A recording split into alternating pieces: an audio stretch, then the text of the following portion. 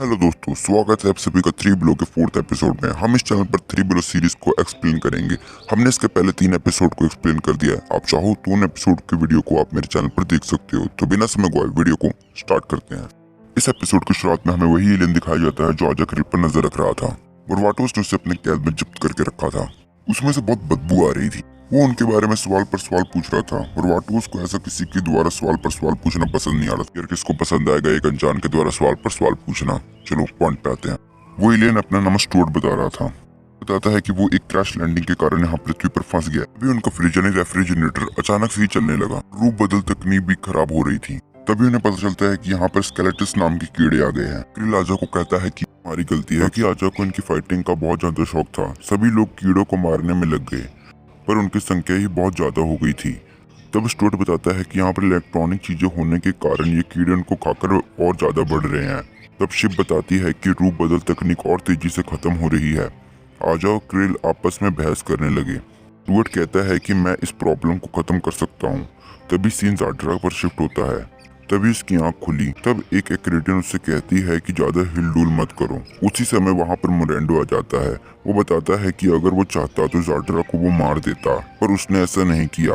वो कहता है कि अभी भी तुम मारी जा सकती हो, पर चाहो तो हमारी कमांडर बनकर बच सकती हो। ज़ाड्रा जान जाती है कि अगर वो उनकी कमांडर बन गई तो सारा अर्किडिया भी इसके सामने झुक जाएगा। तुम्हारे भविष्य के समय अर्किडिया में काफी कुछ बदल चुका है और राजकुमार और राजकुमारी को मेरे पेशेवर हथियारों का दल जल्द ही खत्म कर देगा। मोरेंडो वहां से चला जाता है और सीन पृथ्वी पर शिफ्ट होता है। यहाँ सभी इंसानों के रूप में स्टुअर्ट के इलेक्ट्रॉनिक सामान की जगह पर आ जाते हैं। तब आजा स्टुअर्ट से पूछती है कि हमें तो लगा कि सिर्फ तुम वेरिटोस बेचते हो। तब स्टुअर्ट बताता है कि मैं ये सब भी बेचता हूँ। वो बताता है कि वो 30 सालों से पृथ्वी पर है और उसने ये शरीर 1996 में कुछ ही चीजों की मदद से बनाया है। क्रिल इलेक्ट्रॉनिक की किताबें पढ़ रहा था। उसमें से एक में बल्ब लगाने के तरीके लिखे हुए थे और इसी तरीके के और भी चीजें की किताबें थी। वो किताबें चेक ही कर रहा था कि उसे टेक्सेल अरे के बारे में याद आया। उसने स्टुअर्ट से पूछा कि उसके पास टेक्सेल अरे है कि नहीं।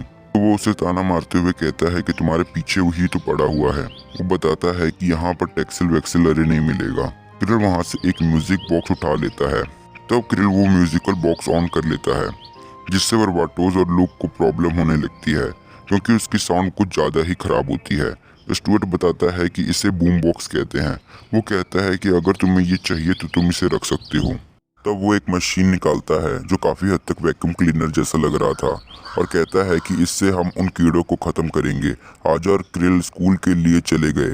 तब हमें पता चलता है कि उनके साथ एक कीड़ा भी चल रहा था। वो बॉक्स बहुत ओल्ड फैशन था।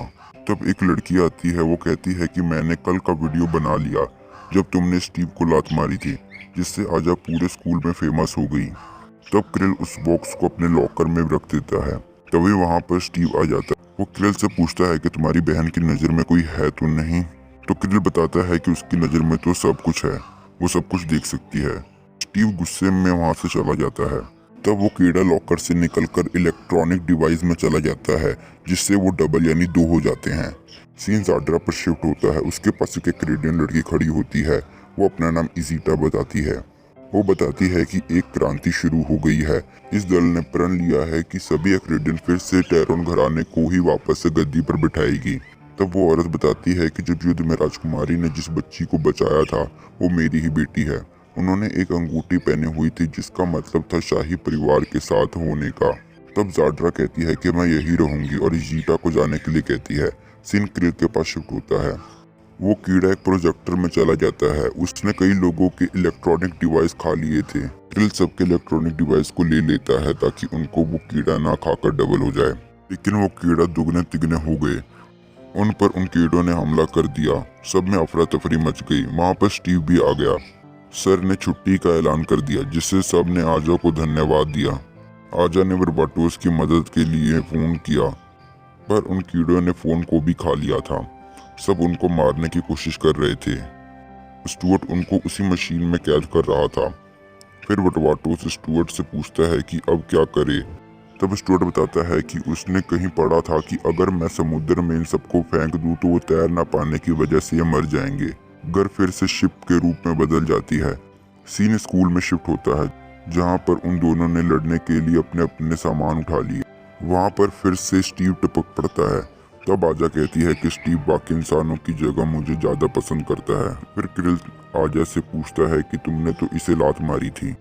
वो एक रूम में गए तो वहाँ पर वही लड़की उन कीड़ों की वीडियो बना रही थी। वो लोग उनको मारने लगे। वहीं पर वो कीड़ों ने अपना घोंसला बनाया था। कीड़ों ने उन पर हमला कर दिया, सभी कीड़ों को मारने लगे। तभी उस लड़की का फोन बजने लगा, जिससे वो कीड़े रुक गए थे। आजा उससे कहती है कि वो म्यूजिक फिर से प्ले करे। तब वो सभी कीड़े फिर से रुक गए। तब क्रिल बाहर की तरफ भागते हुए लॉकर के पास पहुंचता है। वो उस म्यूजिकल बॉक्स को निकालता है। म्यूजिकल बॉक्स का तार कटा हुआ था, जिससे क्रिल को पता लग जाता है कि वो कीड़ा उसी के साथ आया था। आजा क्रिल बहस करने लगे। तब क्रिल बॉक्स को ठीक करने लगा। सीन घर की तरफ शिफ्ट होता है। घर में सबकी हालत खराब हो गई थी। तब लोग अपने उसी पावर का इस्तेमाल करके सभी कीड़ों को खत्म कर रहा था।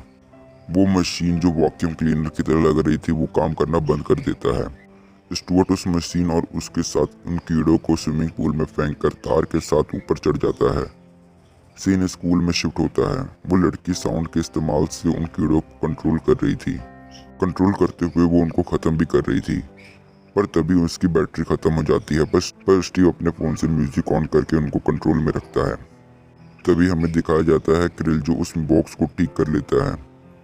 वो म्यूजिक को चेंज करते हुए सभी कीड़ों को ख़त्म कर रहा था। क्रिल मौज मौज में सब कीड़ों को ख़त्म कर रहा था। सारे कीड़े बॉक्स की तरफ आने लगे और ख़त्म होने लगे। स्टुअर्ट ने एक प्लग को दूसरे प्लग के साथ कनेक्ट कर दिया, जिससे एक ब्लास्ट हुआ और स्टुअर्ट नीचे आके गिर गया। वो मशीन एक गुब्बारे के रूप में बदल जाती है। तभी वहाँ पर आजा क्रिल आ जाते हैं। उसने वो म्यूजिकल बॉक्स को उस गुब्बारे के ऊपर फेंक दिया। वो ऊपर उड़ने लगा और एक ब्लास्ट हुआ, जिससे सभी कीड़े मर गए और वाटोस स्टुअर्ट को अपने दोस्त के रूप में बना लेता है। तभी सीन अर्केडिया पर शिफ्ट होता है, जहाँ पर मोरेंडो भाषण देते हुए कहता है कि हमारे ऊपर बहुत समय तक कमजोर राजाओं ने शासन किया। वो सभी को भड़का रहा था। ज़ाड्रा मोरेंडो के साथ ही खड़ी थी। तब उनमें से एक एक्रेडियन भागते हुए महाराज और महारानी की जय कर रहा था, पर मोरेंडो के सैनिकों ने उसे पकड़ लिया। ज़ाड्रा क्रांतिकारियों के साथ होने के लिए इशारे में संदेश देती है। सीन आजा क्रिल पर शिफ्ट होता है, जहाँ शिप बताती है कि अब पावर रिस्टोर हो गया है। आजा क्रिल एक दूसरे से माफ़ी मांगते हैं क्योंकि उन्होंने एक दूसरे पर इल्ज़ाम लगाया था। तभी वहाँ पर लूग आ जाता है। तब आजा कहती है कि डेक्सिल अरे बनाने के लिए कितने लोगों की जरूरत होगी, पर क्रिल कहता है कि ये नामुमकिन है। पर आजा बताती है कि इस ग्रह पर कुछ भी नामुमकिन नहीं है। तब आजा शिप से कहती है कि खिड़की खोल दो, अभी भी स्टुअर्ट की बदबू आ रही है। खिड़की खुलती है और उसमें से एक कीड़ा निकलकर बाहर चला जाता है। इस एपिसोड के अंत में हमें वही टीम दिखाई जाती है जो पिछले एपिसोड में पृथ्वी के लिए निकल गए थे। वो पृथ्वी पर पहुंच गए। उन्हें पता चल गया कि वो यहीं पर है। तो अब क्या होगा? क्या आजा क्रिल पकड़े जाएंगे या वो उनको ख़त्म कर देंगे? इसका पता तो हमें नेक्स्ट एपिसोड में ही लगेगा। तो यहीं पर ये शानदार एपिसोड खत्म हो जाता है। तो कैसा लगा आपको ये वीडियो कमेंट में जरूर बताना। वीडियो को लाइक कर देना। 3 बिलो के और भी एपिसोड देखने के लिए इस चैनल को सब्सक्राइब करके बेल आइकन को ऑल पर सिलेक्ट कर लेना। तो मिलते हैं नेक्स्ट वीडियो में, तब तक के लिए बाय बाय।